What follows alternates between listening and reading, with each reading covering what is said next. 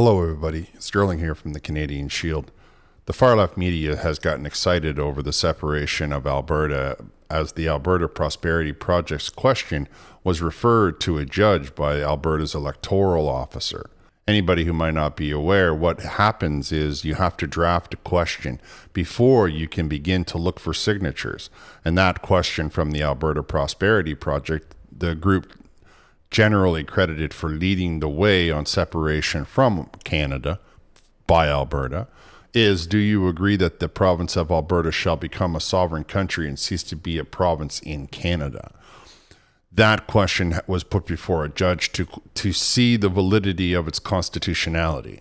Should, for whatever reason, the judge refuse to allow that question, they simply must rephrase the question. It does not bring the entire prospect to an end.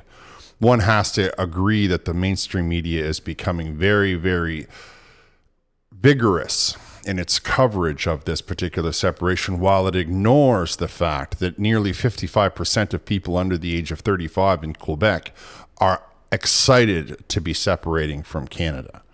And we have to ask ourselves as Canadians, are we getting unbiased coverage in our news from the corporation media? And why is it that Ottawa would turn a blind eye to the problems of separation in Quebec and get all excited and enthusiastic over the very same question happening in Alberta?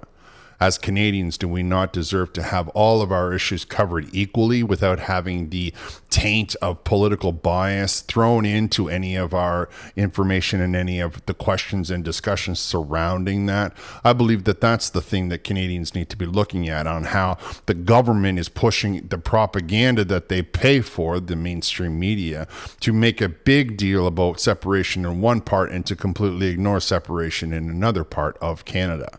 You can let me know what you think down in the comments.